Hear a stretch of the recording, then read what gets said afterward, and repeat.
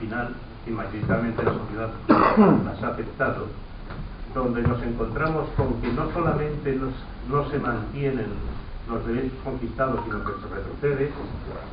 El otro día lo pensaba, si la reforma laboral que da libertad a las empresas para no respetar convenios colectivos de ámbito provincial o de ámbito estatal, sino que pueden, digamos, descolgarse del convenio colectivo con una serie de circunstancias. Si eso se plantea en la España de la segunda parte de los años 70, los años 70 y tantos 80, la respuesta hubiera sido brutal. Es decir, oiga, ¿cómo que el convenio colectivo la empresa se puede descolgar? Y ahora esa reforma ha pasado sin pena ni gloria. La recuperación, la grandiosa recuperación económica que en España en concreto, Mariano Rajoy pregona, nos está diciendo que el 1% de la población es dueña del 30% de la riqueza. Es decir, que la salida de la crisis, el reparto de la riqueza ha ido en favor de las clases altas. Los servicios sociales en la Europa de la posguerra, de la Segunda Guerra Mundial, se instauraron por toda Europa, como la sanidad, la enseñanza, se están privatizando pasos agigantados, se están deteriorando los servicios públicos para que, de momento, solamente, digamos, sea gestión privada, aunque de cobertura pública gratuita, pero bueno, es un camino por el que se llegará, digamos, a tener una sanidad pública para el sector que no puede permitirse pagar cuotas a privadas y una sanidad privada para las clases más pudientes. Entonces, toda esta circunstancia dice, bueno, vale, la Unión Soviética es evidente que se hundió, pero ¿qué pasa en Occidente? ¿Qué pasa en la economía occidental? ¿Tiene algo que ver ese hundimiento de la Unión Soviética con esta situación que nos encontramos de pérdidas de derechos constantes, de pérdidas de derechos económicos y sociales constantes? ¿Sí o no? Yo dejo aquí la pregunta simplemente, ¿no? Y también leyendo algunos artículos de cómo al nacer la Revolución del 17, las potencias occidentales que estaban en guerra, incluso algunas teóricamente enemigas, se unieron para atacar el hundimiento de la Unión Soviética. Y tú ves ahora en políticas de estrategia, circunstancias, como por ejemplo en Oriente, Siria, cualquier acto de Siria, sale Terror, etcétera, no sale Yemen, que son barbaridades que se están haciendo ahí, pero solo en Arabia Saudí la que hace esas barbaridades, en Arabia Saudí no se dice nada. En Latinoamérica, Venezuela, para qué hablar, ¿no? Sin embargo, Honduras, que después del golpe de Estado de Honduras, es un estado semifeudal con 4 o 5 familias que diariamente asesinan dirigentes campesinos, diariamente hoy están asesinando. Aquí Fontana reafirma el principio en el que basa su análisis histórico, que es el de la lucha de clases como motor de la historia de la sociedad humana, principio que corresponde al proclamado por Marx y Engels en 1848. Después Fontana pasa revista al fenómeno del estalinismo, la Guerra Fría, las nuevas agrupaciones políticas situadas en la línea de lo que podríamos calificar de populismo de izquierdas y el momento actual como era de la desigualdad, para terminar la entrevista con unas palabras que resumen bien su pensamiento sobre la Revolución de 1917. Lo que Lenin inició en Petrogrado en 1917 era una utopía que no llegó a triunfar, pero fue también un gran paso adelante. Un artículo de Antoni Montserrat Solé, miembro del Comité Central del PSUC-JIU, titulado La Revolución de Octubre, vista desde hoy, nos introduce en las repercusiones en Cataluña de la experiencia soviética, con la creación de la principal fuerza republicana y obrera, el PSUC, Partido Nacional y de Clase, con discurso propio en torno al concepto de catalanismo popular, contrario al nacionalismo español del franquismo y del nacionalismo de Esquerra Republicana de Cataluña. Es decir, esta dimensión de clase del PSUC se diferencia de otros partidos, digamos, que se autocalifican de izquierda, como el caso de Esquerra Republicana.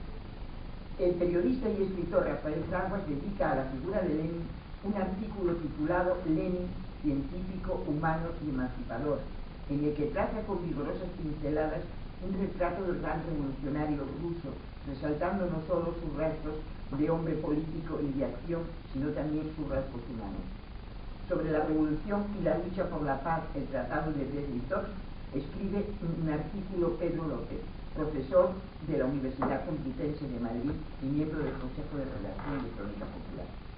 En un artículo muy bien documentado, el historiador cubano Juan Sánchez Monge analiza los objetivos del nuevo poder revolucionario en materia de política exterior de 1917 a 1922 y a la necesidad de adecuar la estrategia a las nuevas circunstancias, lo que significaba dar prioridad a la preservación del socialismo como patria, uno de los más valiosos aportes de Lenin al desarrollo del pensamiento marxista, nos dice Juan Sánchez Monroy.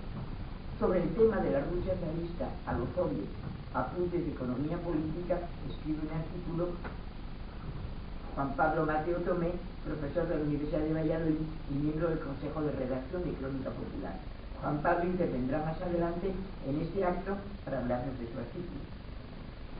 Mi contribución a este suplemento es el artículo titulado La Revolución Bolchevique de 1917 y los pueblos del Oriente.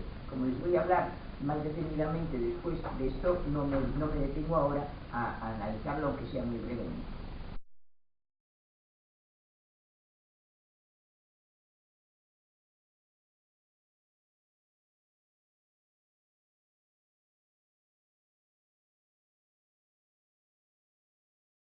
Áreas subdesarrolladas con un nivel económico similar. ¿Y por qué? Pues porque los precios de los productos pues no concuerdan con lo que en principio cabía esperar según los que nos señalaba Marx. No son las Sagradas Escrituras, pero bueno, nos ofrece un elemento por lo menos de referencia. Porque Marx, en primer lugar, habló muy poco de lo que había que hacer. ¿Cómo sería esa sociedad futura a la que aspiramos? Con lo cual, con esto también seguimos hoy en día. Porque aquí todos podemos criticar el capitalismo, etcétera, pero otra cosa es tener una idea acabada de cómo organizar el sistema económico que pretendemos. Todos tenemos, en general, ¿no?, muy claro, sí, que esto no nos gusta y tal y cual, pero no se habla casi nada de cómo planificar una economía. Con la diferencia de que es lo que iba a comentar a continuación, ahora el desarrollo productivo, informático, etcétera, sí permite planificar una economía compleja, pero en la época en la que sucede la economía, en la cual sucede este productivo que permitiera planificar la economía. Bueno, me estoy adelantando lo que iba a comentar después, pero la referencia que quería hacer, sobre todo a Marx, el 90%, me estoy quedando corto, el 98%, 99% de lo que escribe Marx, que es un análisis del capitalismo, es tratar de explicar cómo funciona el capitalismo. Porque si queremos derrocar algo, tenemos que saber cómo funciona. Entonces hace su teoría, sus elementos políticos, filosóficos y sobre todo económicos. Marx sobre todo era un economista, pero él además el marxismo, ¿qué es? El marxismo es un modo de interpretar, de explicar el funcionamiento de la sociedad capitalista. Lo cual, vale, está muy bien, pero Marx casi no dijo nada de cómo sería esa sociedad futura. Entonces, y de lo poco que nos señaló, Marx, como todos los marxistas o comunistas o socialistas, como queramos, esperaban que la revolución triunfara en una economía desarrollada.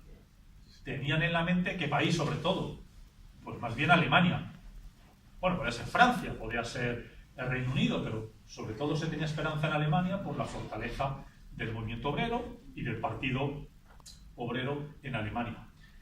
Pero frente a lo que estaba escrito en el papel, la revolución triunfa, sí, en un imperio, pero no es el imperio británico, no, es una economía de la periferia. Y Marx tiene una afirmación en la cual dice una frase que si la revolución triunfa en un país, bueno, no dice subdesarrollado porque es un concepto más novedoso, en un país atrasado, etcétera, lo que sucedería es que la miseria, lo que se iba a socializar era la miseria. Entonces nos encontramos con que la revolución triunfa en una economía atrasada que carece de una base industrial, ¿vale? Con dos oasis que hay por ahí, con una gran concentración obrera, pero en general falta esa base industrial. Por tanto, este es un primer elemento a tener en cuenta, porque a veces hacen ciertas comparaciones que no son rigurosas. Es decir, por mucho que en la Guerra Fría, ya posteriormente, avanzando unas décadas, se hable siempre de la comparación la Unión Soviética frente a Estados Unidos, esa no, en términos económicos no puede ser una comparación adecuada, porque el nivel de desarrollo productivo era muy dispar. Estamos hablando de la principal potencia económica del mundo frente a una economía atrasada, por no hablar de todos los obstáculos a los que tuvo que hacer frente a la hora de construir esa economía. Es como cuando a veces se hace la comparación a las dos Alemanias. ¿Qué ha pasado con las dos Alemanias para decir que el socialismo ha triunfado? No podemos comparar a la Alemania más industrializada con la parte este, menos industrializada, más destruida por la guerra, saboteada por los norteamericanos y a la vez la Unión Soviética, que la cobró muchas deudas. Entonces, esa comparación no puede ser, al igual que con las dos Coreas actualmente. Hasta los años 70, Corea del Norte tenía un nivel de desarrollo superior al del sur.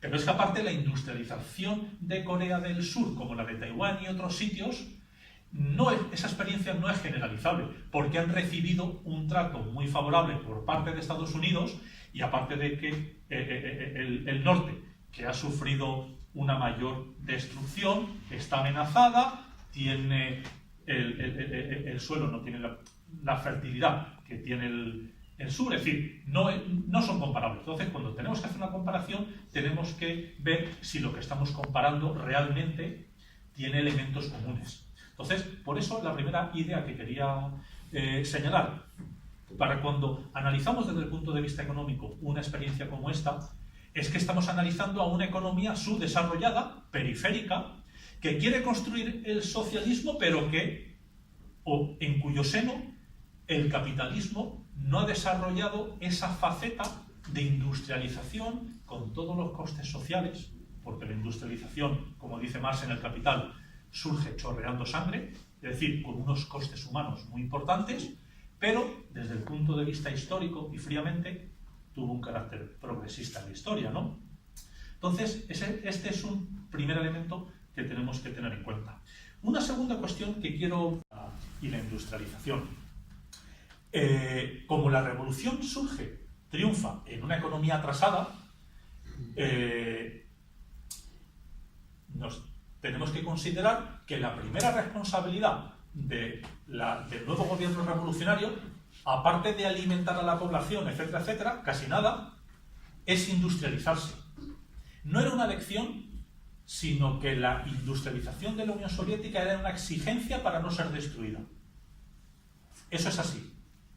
Luego ya se puede debatir otras cuestiones. Pero que la industrialización era y la industrialización, más o menos, y de la forma más o menos como se hizo, desde luego que era porque no había otros elementos. No se podía, dado el boicot que tenía y el grado de destrucción, no tenía las mismas condiciones la Unión Soviética que nace para industrializarse como las que tuvieron Estados Unidos, Inglaterra o Alemania en el siglo XIX y principios del siglo XX. Por tanto, nos encontramos que hay que llevar a cabo esa labor industrializadora que el capitalismo se supone, según Marx, tenía que haber realizado antes, y fruto de las contradicciones de ese proceso llegaríamos a una revolución y hacia construir el socialismo, pero aquí nos encontramos con lo contrario. Tomamos el poder, pero es que tenemos que industrializar el país y hay que crear el sujeto político revolucionario. Más que nada porque con la oposición y con el cerco que tenemos durante los años 20, sobre todo a partir del momento en el cual Hitler gana las elecciones en Alemania, es una cuestión de pura supervivencia. Al margen ya de luego las concepciones, las críticas, el diagnóstico que se puede hacer. No entro en esa cuestión. Pero además, como señalaba antes, nos encontramos con un problema, porque dado el subdesarrollo de esa Rusia y de la Unión Soviética, y dado además el limitado desarrollo tecnológico en conjunto a nivel mundial, nos encontramos con que no era posible realmente llevar a cabo la planificación de una economía compleja. De una economía compleja quiere decir una economía que produce miles y miles de productos, en la cual se tienen que poner en interrelación todos esos sectores económicos. Es decir, la dificultad en cuando se quiere construir el socialismo, planificar la economía, es tener un sistema de precios, un control de lo que se dice en esos debates, el cálculo económico. Es decir, una economía socialista tiene que ser eficiente. Tiene que tener un mecanismo para reducir costes, para mejorar las fuerzas productivas. Porque, desde luego que hay que ser eficiente, con la diferencia de que el concepto de eficiencia que podemos manejar debe considerar el medio ambiente, que el capitalismo se lo pasa por el forro, y también el concepto de eficiencia no debe ir en detrimento de explotar más a los trabajadores. Pero en cualquier caso, como si queremos planificar la economía, tenemos que tener un sistema, un mecanismo que nos permita reducir costes, que nos permita invertir los recursos allí donde sean más eficientes, aunque lo que consideramos que es más eficiente se distancie del concepto capitalista. Lo que quiero decir es que hasta las últimas décadas no se tiene el grado tecnológico tal que permita llevar a cabo esa planificación. Por eso, al fin y al cabo, uno de los problemas que tiene la URSS era la incapacidad tecnológica por llevar a cabo esa planificación, es decir, por hacer un cálculo del nivel de precios en relación a los costes de tantas y tantas ramas económicas. Por eso, al fin y al cabo, la planificación soviética fue eficiente cuando se puso una serie de objetivos relativamente sencillos, el esfuerzo de guerra, la producción de acero, etc. Pero luego, a partir de los años 70, el sistema no puede hacer frente a esa, digamos, tercera revolución tecnológica de la tecnología de la información, etc. Aparte de que una de las fortalezas, por ejemplo, de la economía estadounidense es esa transferencia de los avances tecnológicos que permite el aparato militar, transferirlos también a los bienes de consumo. Y ahí tenemos los móviles y tenemos sobre todo Internet. Uno de los problemas de la Unión Soviética precisamente era esa incapacidad. Hay que hacer autocrítica, ¿no? Pero, volviendo para atrás, nos encontramos en que en esa época no existía ese nivel, esa estructura, ese nivel informático, porque no había ordenadores, como para poder tener esa información y planificar la economía. Y en última instancia, esta era la base objetiva de las propuestas reformistas o de las reformas pro mercado, que pone en primer lugar en marcha Khrushchev, en cierta manera siguiendo la estela de lo que defendía Bukharin, y luego en los años, con Brezhnev, pero sobre todo en los años 80, la contrarrevolución de Gorbachev en beneficio de ese llamado segundo sector de la economía, que es liberalizar al fin y al cabo ciertos intercambios, que es lo que origina en última instancia la gran crisis con las reformas del 87-88 en la Unión Soviética, porque hasta ese momento sí que había cierto nivel de crecimiento económico. Entonces, un análisis materialista de los procesos históricos no puede soslayar esta cuestión que me parece absolutamente esencial. Y luego, otro elemento en esta cuestión de la planificación es que la construcción del socialismo, casi nada, no solo ya ocurre en una economía subdesarrollada, sino que se encuentra con una serie de obstáculos internos, en primer lugar, formidables, pero entrelazados con los obstáculos externos. Se toma el poder, en cierta medida lo permitió la participación en la Primera Guerra Mundial, pero es que casi nada, un poco después, surge una guerra civil, durante 2-3 años absolutamente brutal, en la cual tienes que luchar contra las clases dirigentes internas, apoyadas por las potencias y por las 14 países, creo, que intervinieron dando apoyo en esa guerra civil. Y por si fuera poco todo eso, con un país absolutamente destruido, porque ya he dicho que la economía era subdesarrollada, etc. Pero es que cuando acaba la guerra civil, de lo que ya estaba mal en el año 17, el PIB no sé si cae un 50 o más % en el año 21. Y con esos mimbres, estos señores tenían que cumplir su programa electoral, que era planificar la economía y construir una sociedad nueva, casi nada. Y por si fuera poco, en los años 30, con la Gran Depresión, cuando se acelera, bueno, es a partir del 28, pero en los años 30 la cuestión de la industrialización ya es una cuestión, una carrera contra el reloj, ha habido muerte. además sin poder explotar a colonias, como sí hizo Inglaterra, Bélgica, Francia, etc. Entonces, bueno, y además, aparte de todo eso, con un boicot interno que a la Unión Soviética no le permitía acceder en condiciones normales a tecnología como sí podían acceder otros países en Europa. Básicamente todos eran problemas, ¿no? Entonces, bueno, cuando nos hagamos críticas, que las tenemos que hacer, no olvidemos estos pequeños matices, ¿no? ¿Cómo voy de tiempo? Muy mal. Acabo ya. 5 minutos menos. Y luego, en último lugar, pues podemos hacer balance.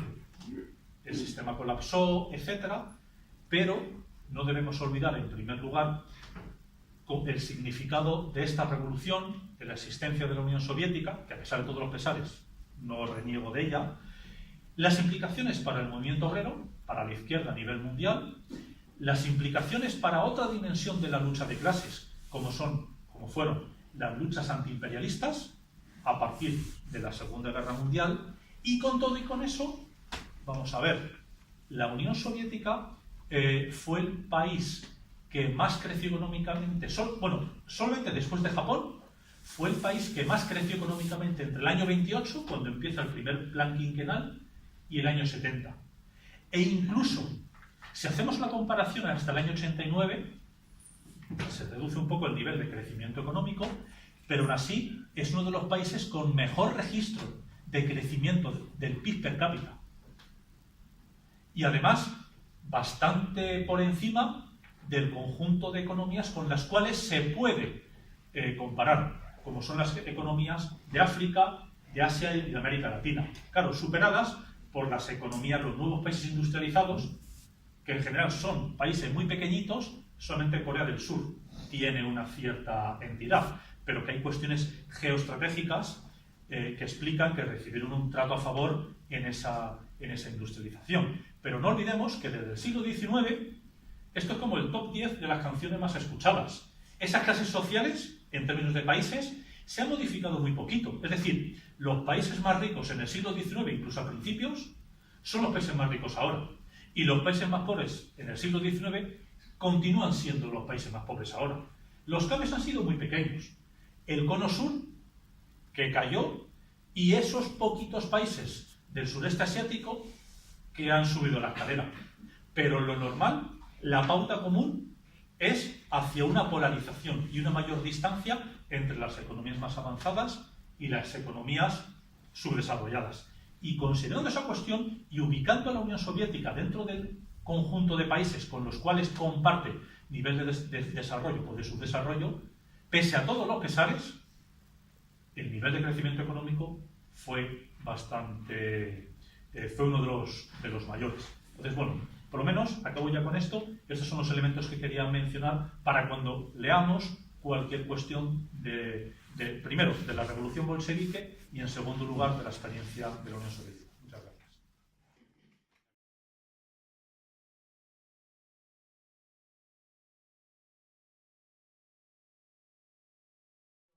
Cuando nació, se decía que Crónica Popular era un periódico digital creado desde la izquierda y para la izquierda.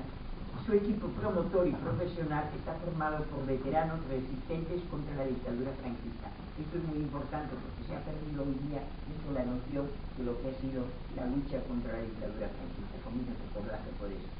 Al que se han ido incorporando después otros más jóvenes que nacieron ya con la democracia, como por ejemplo yo creo que la persona más joven que forma parte de nuestro consejo de redacción la tenemos en Juan Pablo, que es una buena representación de esta nueva generación. No siempre es el caso, cuidado, pero bueno, de que esta nueva generación está a la altura de las circunstancias, pero en su caso sí. Bueno, decir que Crónica Popular nació con total independencia de empresas, partidos políticos y sindicatos. Su propósito es contribuir a forjar la unidad de la izquierda real y luchar por alternativas políticas y sociales de los movimientos que rechazan el capitalismo salvaje y el neoliberalismo. Aunque periódico digital, Crónica Popular ha sacado números monográficos en papel.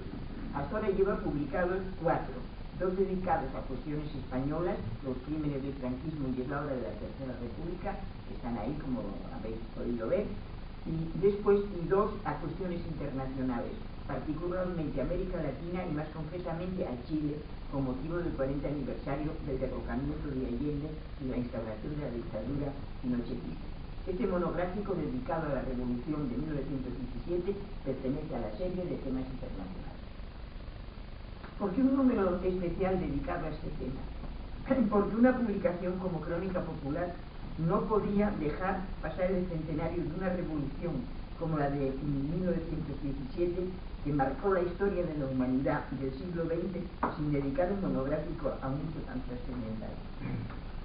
Después de una introducción de Rodrigo Vázquez de Prada y Grande, director de Crónica Popular, en la que resalta el papel fundamental desempeñado por esta revolución y analiza sus consecuencias y enseñanzas, tenemos un artículo de Francisco Erice, profesor de Historia Contemporánea en la Universidad de Oviedo, que hace un recorrido por las etapas que atravesó la Revolución de 1917, desde los sucesos de febrero que llevaron al derrocamiento del régimen absolutista del zar, a los sucesos de octubre con la toma del poder por los bolcheviques, sin olvidar referirse a la Revolución Burguesa de 1905 como antecedente de la de 1917.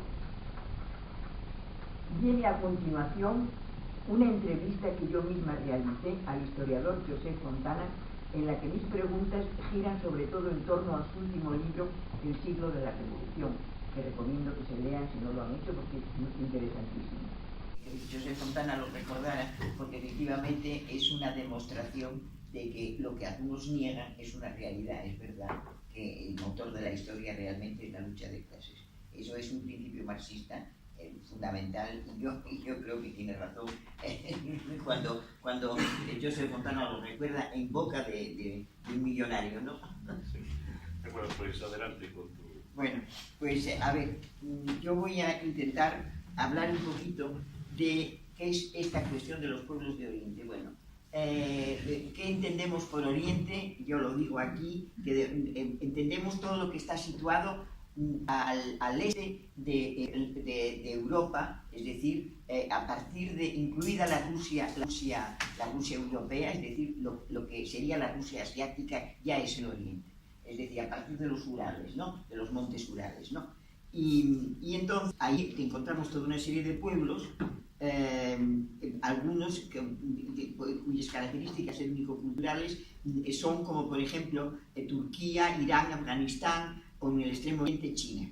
Se trata de países que compartían fronteras, con Rusia o con países limítrofes de Rusia, particularmente de la Rusia asiática, cuyo territorio se extendía y extiende hasta el Océano Pacífico. No olvidemos que Rusia tiene una dimensión europea, pero tiene una dimensión asiática importantísima, es decir, que todo lo que es Siberia, es decir, que Rusia va hasta el Pacífico. Bueno, estos vastos territorios formaban ya parte del imperio zarista, cuando se produce la Revolución de 1917.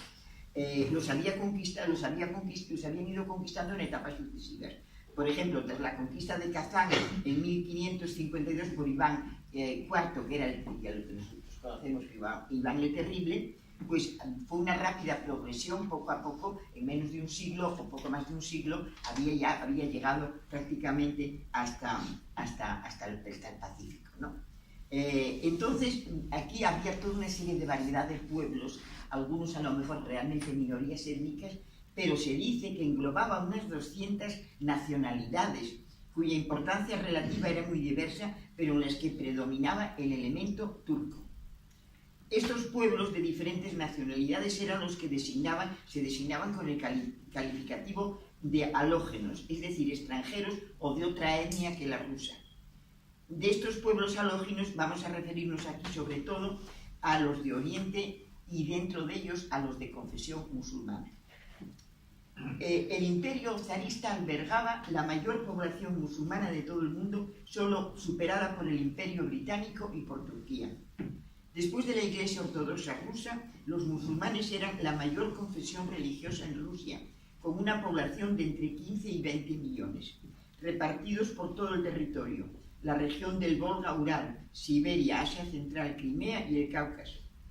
Dada la importancia de la población musulmana dentro del imperio zarista, ya la zarina Catalina II había instaurado en 1788 un consejo religioso de los musulmanes de Rusia con sede en Ufa, provincia de Orenburgo. Es decir, que ya desde el siglo XVIII había una preocupación por cómo tratar, cómo tener relaciones con estos pueblos. Bueno, entonces esto, es decir, que hubo siempre una importancia ya histórica, porque por vecindad con estos pueblos había una mucha importancia de ver cómo abordamos el tema de nuestras relaciones con estos pueblos. En el año de 1865 a 1884, Rusia ocupaba y se anexionaba el Turquestán. Esto es importante señalarlo, porque en el Turquestán será la mayoría de los países que luego serán repúblicas musulmanas, excepto la Azerbaiyán, que es en el Cáucaso. Las demás estarán situadas allí, justamente en este Turquestán, que era un territorio inmenso. Y que era de confesión musulmana. Bueno, entonces, ¿qué es lo que pasa? Que, de otro lado, la cercanía con países que no formaban parte de este vasto territorio que estaba bajo el dominio zarista, pero que eran países vecinos, como era el caso de Turquía, Irán, Afganistán, o con importantes minorías como China, eran vecinos, es decir, y era necesario mantener relaciones e intercambios, es decir, que las autoridades rusas tenían que tener una política en que tuvieran en cuenta las especificidades étnico-religiosas de estos pueblos, para mantener una buena relación con ellos. Entonces, cuando llega la revolución, es decir, que había ya unos antecedentes ya en el imperio zarista. Cuando se produce la revolución de 1917, Lenin concedió siempre mucha importancia al tema de los pueblos de Oriente, considerando que Rusia era un país plurinacional y pluricultural, en el que el componente oriental desempeñaba un importante papel. Él mismo, no recuerdo si por parte de padre o de madre, verán ustedes que Lenin tenía un poco unos ojos un poco achinados, ¿no? Bueno, pues era de ascendencia de una etnia, creo que era calmuco o algo así, de una etnia, su madre descendía de una etnia de estos pueblos. Es decir, que él mismo era mezclado, es decir, pero le concedió importancia, independientemente de que tuviera sangre de calmuca o de la etnia que fuera, en fin, en todo caso, de un pueblo asiático. Él siempre concedió importancia, teniendo en cuenta que era fundamental el mantener relaciones con estos pueblos, porque eran pueblos vecinos, y que además había otros muchos pueblos que no formaban parte del imperio ruso, pero que eran vecinos, como era el caso de Afganistán, Turquía, Irán, que eran importantísimos desde un punto de vista geoestratégico mantener buenas relaciones, ¿no? O sea que todo esto es un conjunto importante, ¿no? Entonces había, dentro de estos pueblos eran pueblos, los pueblos de Asia Central, o del Cáucaso, como el Cáucaso, por ejemplo, el caso era Azerbaiyán, está al norte de Irán, que era otro pueblo también que formaba parte de estos pueblos islámicos, eran considerados pueblos colonizados.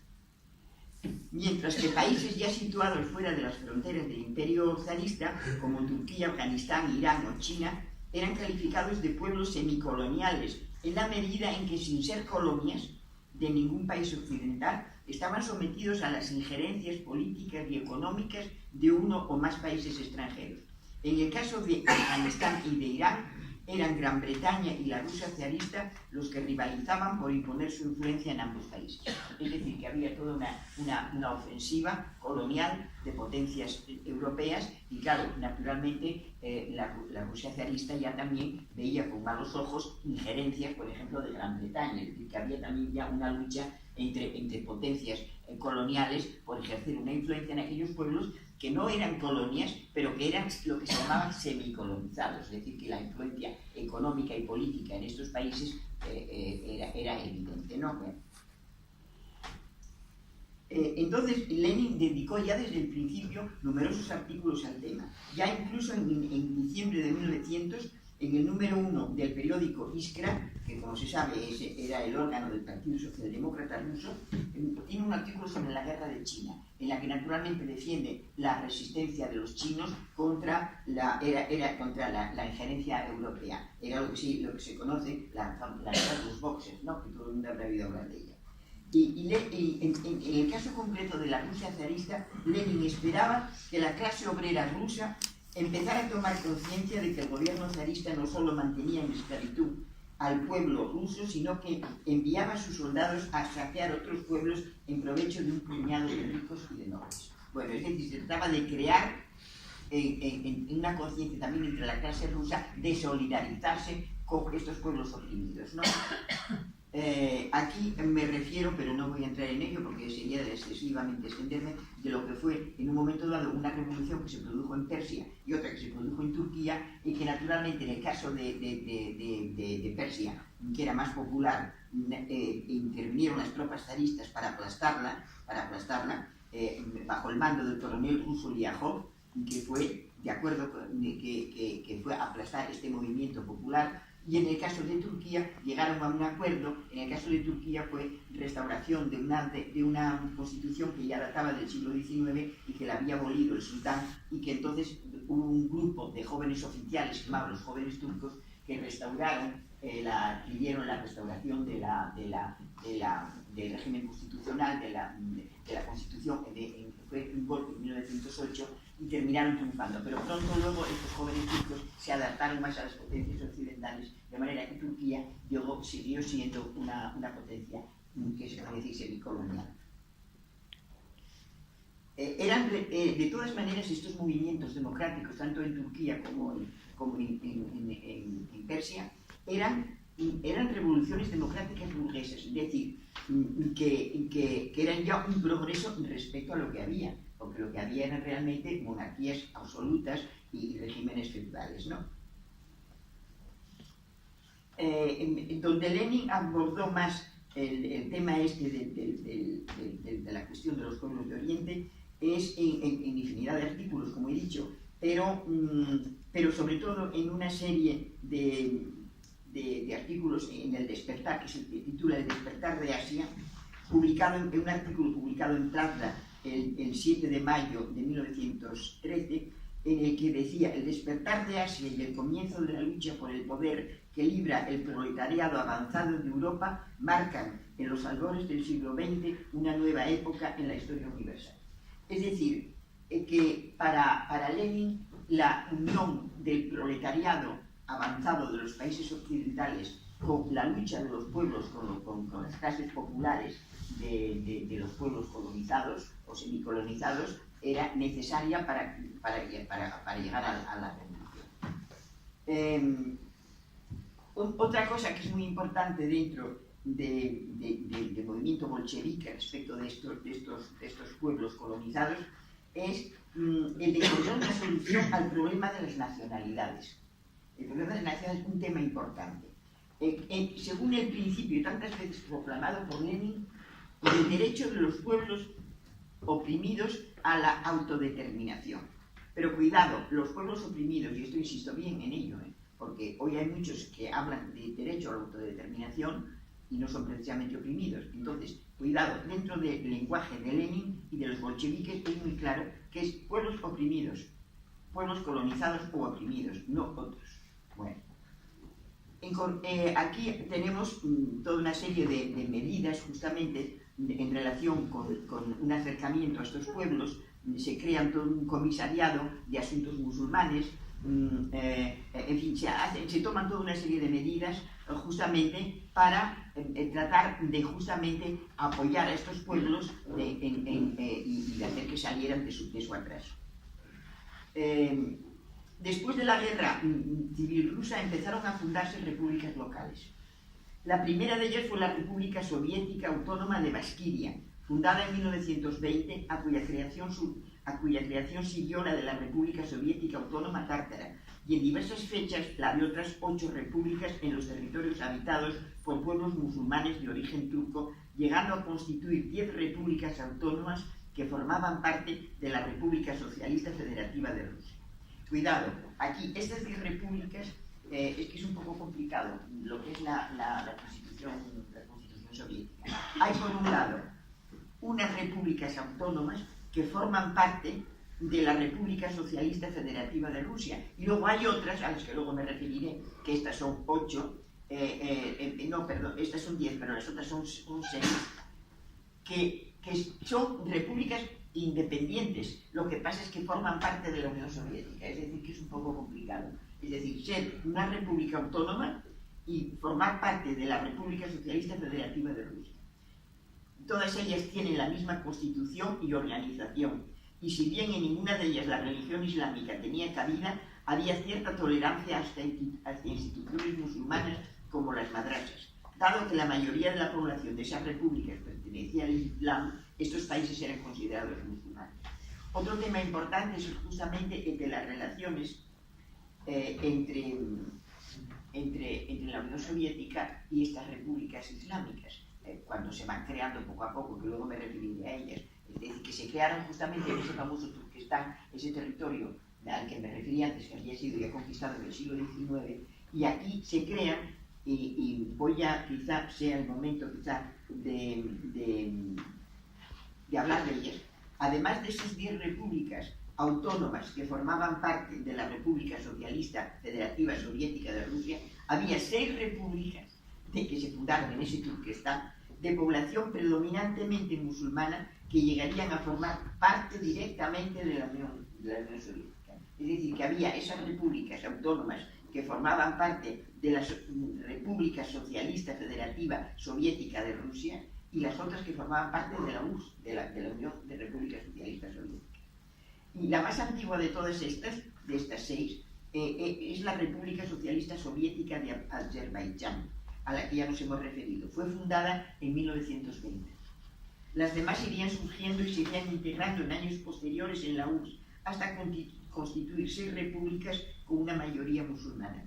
Excepto Azerbaiyán, las otras 5 se formaron en el vasto territorio de Turquestán, en Asia Central. La República Socialista Soviética de Uzbekistán se creó en 1924 y llegó a ser el mayor centro de producción de algodón de la Unión Soviética. La capital de Uzbekistán, la antigua Samarcanda, ciudad legendaria de la que nos habla Marco Polo, tan vinculada a la ruta de la seda, se trasladó posteriormente a Tashkent, centro de las actividades culturales del país, con academia de ciencias, universidad y ópera. La República Soviética de Turkmenistán se creó a sí mismo en 1924. Su población nómada fue sedentarizada y en el territorio se desarrolló el cultivo del algodón. La República Soviética de Tayikistán fue creada en 1929, después de que se desligara de la República Socialista Soviética de Uzbekistán.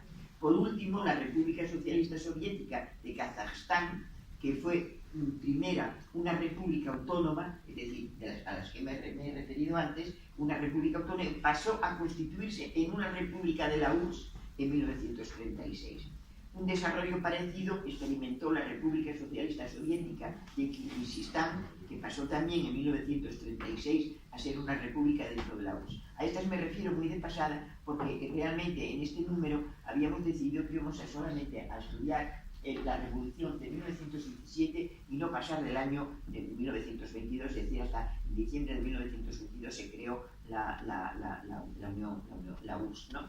Y no íbamos a entrar en el tema después de la muerte de Lenin en 1924 y luego del estalinismo, que no íbamos a entrar en ello, y entonces, bueno, pues no analizo demasiado, pero lo que sucedió después. De todas maneras, es muy cierto que estas repúblicas sufrieron, las relaciones de estas repúblicas con la Unión Soviética pasaron por diferentes vicisitudes. Es decir, un poco las relaciones entre ellos variaron mucho. Entonces, era un poco en función de que siempre hubo dentro de este movimiento, vamos a ver, es decir, no hay que pensar que las relaciones de la Unión Soviética con estos grupos musulmanes vienen a ser un poco lo que, por ejemplo, los partidos comunistas de Occidente, por ejemplo, en relación con la religión católica. Es decir, estoy pensando un poco, por ejemplo, los curas de izquierdas, todo esto. Bueno, había ya también dentro del movimiento islamista había dentro de los musulmanes, había desde el siglo XIX un movimiento que se llamaba el Islam, que quiere decir en árabe la reforma, y que era un movimiento progresista, un movimiento de modernización del Islam, etc. Todo esto en torno a una universidad que se creó ya a principios del siglo XVIII, que fue la Universidad de Kazán, porque no hay que olvidar que Kazán fue conquistado por Pedro, como dije antes, por Iván el Terrible, por Iván IV, en 1552, es decir, que ya en el siglo XVI pertenecía al Imperio zarista y creó una universidad importante en este lugar. Entonces, en torno a la Universidad de Kazán se fue creando un núcleo de personas, de estudiantes, de intelectuales, progresistas, pero naturalmente dentro de siempre de una ideología burguesa, pero progresistas para la época, ¿no? Que luego hubo un grupo que se desgajó y fue más hacia la izquierda y que enlazó un poco con la democracia rusa, es decir, con los antecedentes de lo que sería el partido bolchevique, y en cambio otra tendencia que mantuvo una posición más conservadora, ¿no? Pero digamos que el problema que se le planteó a toda esta gente era que ellos, es decir, hay una unión, es decir, que lo que ellos rechazaban era un poco el principio de que sean los países occidentales los que nos tienen que dictar lo que tiene que ser nuestra revolución. Es decir, que había como una especie de sospechas de que dentro de lo que era el movimiento, incluso los comunistas, había como una especie un poco de supremacía sobre ellos. Entonces le miraban con cierto recelo. Entonces siempre hubo sus más y sus menos entre el movimiento nacionalista de lucha por su identidad nacional y el aspecto social. Y entonces ahí se confundía, y claro, naturalmente, de acuerdo con lo que eran los principios del marxismo, pues había que anteponer, naturalmente, los aspectos sociales y no los aspectos nacionales, ¿no? Pero entonces había una especie de malentendido. Y es más, en un momento dado llegaron a pensar la revolución bolchevique tuvo una actitud, digamos, más o menos de comprensión porque para no indisponerse con todas estas masas enormes de personas que luchaban también por su identidad nacional y cultural, porque claro, el marxismo era ateo y no creían en la religión, y ellos naturalmente dentro de lo que es el Islam, naturalmente hay toda una serie de valores que ellos querían defender. Entonces esto creó naturalmente tensiones y problemas, ¿no? Había un representante de este movimiento que era un tártaro que se llamaba Galiev, que era naturalmente una persona extraordinaria, un hombre inteligentísimo y un hombre que valía muchísimo, y que fue un gran apoyo en un momento dado para la revolución bolchevique, pero luego adoptó una posición en la cual él defendía que estaba muy bien que hubiera una lucha del proletariado occidental, un apoyo a las clases, a los movimientos de independencia, pero que no tenía que dictarles cómo actuar, que estaba muy bien que hubiera esa solidaridad y esa unión, pero que naturalmente no había que interferir en lo que ellos y que había que anteponer la lucha por la independencia a la lucha social. Y claro, esto aquí los bolcheviques no podían estar de acuerdo. Para ellos lo importante era la lucha de clases, la lucha social, y no lo otro, y ellos anteponían el aspecto nacional. Entonces esto creó, es decir, que hubo roces. Y digo que pasaron por diferentes vicisitudes estas relaciones, y naturalmente siempre los soviéticos tratando de combatir todo el surgimiento del nacionalismo, del espíritu del nacionalismo dentro de estas, que se daba con mucha frecuencia, el que se desarrollara, había como una especie de tendencia, de propensión a derivas nacionalistas dentro de estos grupos. Y naturalmente eso el bolchevismo lo combatía, ¿no? Porque pensaba que eso iba en contra del principio del internacionalismo proletario.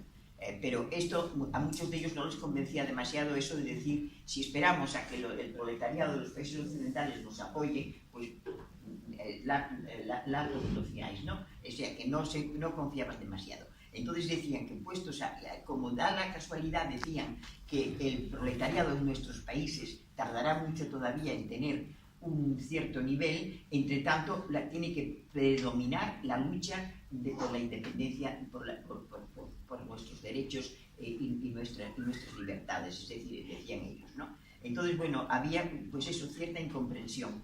Y lo que sí es interesante, en fin, señalar es que dentro de esta incomprensión siempre hubo una tendencia entre los bolcheviques a tratar de paliar un poco los efectos más las aristas más mayores, ¿no? Es decir, que aquello no fuera más y que no se produjeran roces. O ahora, por ejemplo, en estas repúblicas, muchas de ellas que han ido un poco a la deriva, pues están surgiendo movimientos islamistas. Es decir, que es un poco una deriva también, una herencia un poco del movimiento nacionalista, pero que ha derivado hacia, es decir, que creen encontrar su identidad, creen recuperar su identidad, volviendo de nuevo a reclamarse del Islam, ¿no? Naturalmente en esto yo no entro aquí porque ya es un periodo que no nos corresponde, porque nosotros estudiamos solamente el primer periodo, entonces no entramos en la parte que fue el desmoronamiento de la Unión Soviética. Pero es muy cierto que efectivamente hoy se están produciendo en estos países, y luego decir que no es un azar que en los dos sitios en que surgió más este movimiento fue, por un lado, en torno en Kazán, justamente, y luego en otro fue en Bakú, en la República de Azerbaiyán. La República de Azerbaiyán, Bakú, fue ya desde el siglo XIX un centro importante petrolífero. Había una importante comunidad, una clase obrera muy numerosa, no solamente formada por obreros, muchos de ellos, un 50% venían a ser musulmanes, pero muchos de ellos eran también de otras etnias y de otros grupos religiosos. Por ejemplo, había muchos armenios, estos son cristianos, claro, georgianos, etc. Había un poco de todo, ¿no? Pero había una comunidad muy importante, y entonces fue en los dos sitios en los que se produjo más el movimiento, que tuvo más peso. Por un lado, en Bakú, o sea, en la República de Azerbaiyán, y por otro lado, en Kazán, porque en Kazán había una universidad y además de un movimiento intelectual importante, encabezado en un momento dado por la burguesía, que era, digamos, una burguesía liberal, progresista, que estaba en contra del autoritarismo y del absolutismo zarista, ¿no? Es decir, que ya era un movimiento progresista. Y fue justamente en estos dos lugares donde tuvo más peso y donde se llegó a poder realmente llegar en muchos momentos a producirse una evolución que a muchos de ellos llevó a unirse, a formar parte del partido bolchevique y a adherirse al partido bolchevique, aunque siempre guardando en algunos momentos sus reparos y sus reservas, ¿no? Por razones, en fin, que reclamaban también ellos su identidad y que no se les podía negar eso, decían, ¿no? Y que ellos que la cultura musulmana formaba parte también de su identidad nacional. Entonces, bueno, esos son incomprensiones que se produjeron en un momento dado, pero digamos que en muchas de estas repúblicas, claro, se instauraron regímenes que formaban parte de las repúblicas autónomas, o las otras que formaban parte de la URSS, que tenían un régimen comunista y que llegaron a tener una importancia.